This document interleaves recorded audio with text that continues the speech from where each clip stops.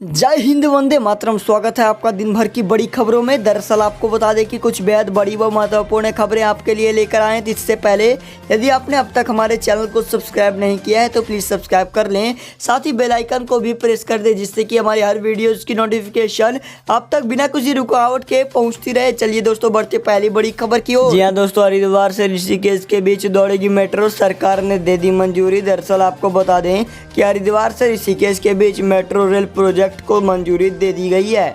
Nepali farm से देहरादून में विधानसभा के पास तक मेट्रो चलाए जाने के प्रस्ताव को भी हरी झंडी मिल गई।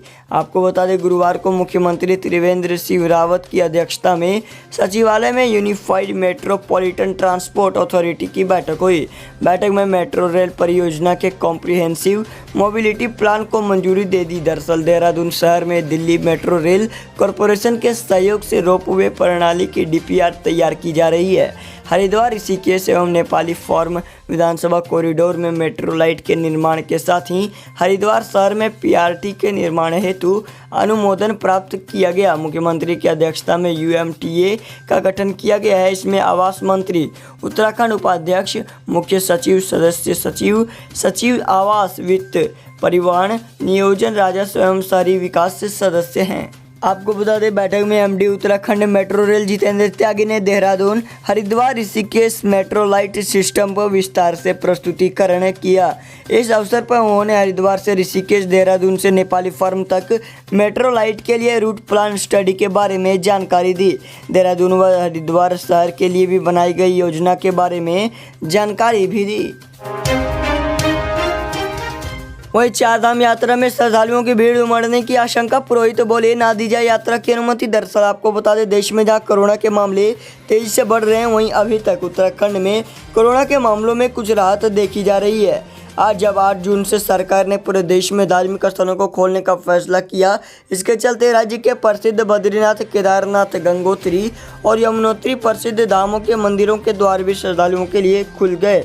इससे उत्तराखंड में कोरोना संक्रमण बढ़ने का फैसला पैदा हो गया। आपको बता दें कि इन धामों के मंदिरों में प्रत्येक वर्ष पूरे देश में लाखों श्रद्धालु दर्शन के लिए आते हैं। आने वाले श्रद्धालुओं के यही भीड़ दर्शन चिंता का कारण है। केंद्र सरकार ने 8 जून से धार्मिक स्थलों खोले जाने के निर्णय से पहले ही 1 जून से अनलॉक 1 तहत यात्रा की पाबंदियां समाप्त कर दी। अब कोई भी व्यक्ति पूरे देश में कहीं भी जा सकेगा। इसके चलते बद्रीनाथ, केदारनाथ और गंगोत्री, यमुनोत्री धामों में श्रद्धालुओं की भीड़ उमड़ने की संभावना अधिक हो गई है। आपको बता दें, बड़ी तादाद में पूरे देश से आने वाले श्रद्धालुओं के चलते उत्तराखंड के इन सुदूर पहाड़ों में कोरोना के संक्रमण का खतरा अत्यधिक बढ़ गया है। आपको बता दें, इसी को देखते हुए गंगोत्री और यमुनोत्री के पुरोहितों ने सरकार से आग्रह किया है कि श्रद्धालुओं के लिए अभी तक चारधाम यात्रा की अनुमति न दी जाए। पुरोहित का कहना है कि कुछ समय के बाद पूर्ण स्थिति सामान्य होने पर चारधाम यात्रा की अनुमति दी जा सकती है।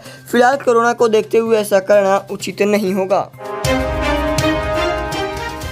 उद्धव ठाकरे ने कहा, प्रदेश में दोबारा नहीं लगेगा लॉकडाउन, कहीं भी ना लगाएं भीड़। दरअसल आपको बता दें, महाराष्ट्र में कोरोना के बढ़ रहे मामलों के बीच मुख्यमंत्री उद्धव ठाकरे ने कहा कि राज्य में लॉकडाउन नहीं लगाया जाएगा। उद्धव ठाकरे के कार्यकाल की ओर से किए गए ट्वीट में कहा गया है कि लॉकडाउन की फिर से घोषणा नहीं की जाएगी। मुख्यमंत्री उद्धव ठाकरे ने लोगों से अनुरोध किया है कि वे कहीं भी भीड़ न लगाएं और सरकार की ओर से जारी किए गए निर्देशों का पालन करें। बता दें कि गुरुवार को महाराष्ट्र में कोरोना वायरस के 3607 नए मामले सामने आने के बाद कुल मामलों की संख्या 97,648 हो गई। इस महामारी से 152 और लोगों की मौत होने से मृतक की संख्या 3590 पहुंच गई। इससे पहले गुरुवार को ठाकरे ने लोगों से पाबंदियों का पालन करने की अपील की। उन्होंने कहा था कि अगर लोग पाबंदियों का सम्मान करने में विफल रहे तो राज्य में एक बार फिर लॉकडाउन लागू करना पड़ सकता है। सीएम ने यह भी कहा था कि लोकल ट्रेनों को फिर से शुरू करने की मांग हम केंद्र से कर चुके हैं। लॉकडाउन की वजह से कई लोग फिर से अपनी ड्यूटी शुरू नहीं कर पा रहे हैं। गौरतलब है कि लॉकडाउन में ढील मिलने के बाद सड़कों पर लोगों की भीड़ भी देखी जा सकती है। ऐसी कई तस्वीरें सामने आई है जिनमें लोग सोशल डिस्टेंसिंग के नियम तोड़ने और बिना मास्क के दिख रहे हैं। मुख्यमंत्री उद्धव ठाकरे ने इस पर कड़ी आपत्ति जताई है। तो वहीं ट्विटर ने लाखों चीन समर्थकों के अकाउंट्स किए ब्लॉक। कोरोना वायरस से जुड़ी है वजह। दरअसल आपको बता दें कि ट्विटर ने चीन, रूस और तुर्की से जुड़े 1.5 लाख से ज़्यादा अकाउंट्स को बंद कर दिया है। ट्विटर का कहना है कि इन अकाउंट्स के जरिए कोरोना वायरस महामारी को लेकर चीन का प्रोपेगेंडा फैलाया जा रहा है। इन अकाउंट से चीनी सरकार के समर्थन में एक नया अभियान चलाया जा रहा था। आपको बता दें कि ट्विटर ने कहा यह ट्विटर अकाउंट चीनी भाषाओं में मुख्य रूप से ट्वीट कर रहे थे और चीन की कम्युनिटी पार्टी के एजेंडे को फैला रहे थे। रिपोर्ट्स के मुताबिक यह अकाउंट हांगकांग के विरोध में भी जुड़े हुए थे। इसके साथ ही ट्वीट में वह कोरोना वायरस पर चीन की प्रतिक्रिया की तारीफ भी कर रहे थे। चीन में ट्विटर, फेसबुक, गूगल, यूट्यूब सहित अन्य अमेरिकी साइटों पर प्रतिबंध है। वहां के लोग वर्चुअल प्राइवेट नेटवर्क यानी VPN कनेक्शन के जरिए सोशल मीडिया साइट्स पर पहुंचते हैं। इसके अलावा ट्विटर ने 7,340 तुर्की और 1,152 रूसी ट्विटर अकाउंट्स को भी बंद कर दिया। आपको बता दें कोरोना वायरस के मामले दुनिया भर में तेजी से बढ़ रहे हैं। स्वास्थ्य मंत्रालय के मुताबिक विश्व भर में 7 लाख से ज़्यादा कोरोना के मामले हैं। वहीं मौत का आंकड़ा बढ़कर 4 लाख से भी अधिक हो गया है। तो वहीं कोरोना महामारी के बीच बिहार में कब से खुलेंगे स्कूल, शिक्षा मंत्री ने दिया यह जवाब। दरअसल आपको बता दें शिक्षा मंत्री कृष्णनंदन प्रसाद वर्मा ने शुक्रवार को कहा कि कोरोना संक्रमण की स्थिति को देखते हुए फिलहाल बिहार में स्कूल खोलने के कोई आसार नहीं है।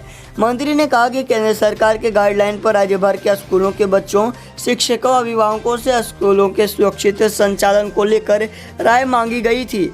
अब तक जो रिपोर्ट आई है उसके मुताबिक बच्चों, अभिभावकों ने सुझाव दिया है कि अभी स्कूल नहीं खोले जाएं।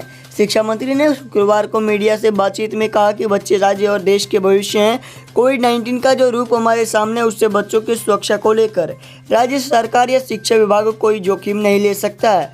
आपको बता दें कुछ जिलों में सुझाव मिल गए हैं, शेष जिलों में भी राज्य आ रही है। आपको बता दें कि एकत्रित कर उनका महकमा उनकी समीक्षा करेगा, उसके बाद ही कोई मत गठित कर हम केंद्र को इससे अवगत कराएंगे। आपको बता दें शिक्षा मंत्री ने कहा कि लॉकडाउन से लेकर स्कूली बंद तक कोरोना संकट से उभरने के तमाम प्रयासों में राज्य सरकार ने केंद्र सरकार की गाइडलाइन का 100% अनुसरण किया है।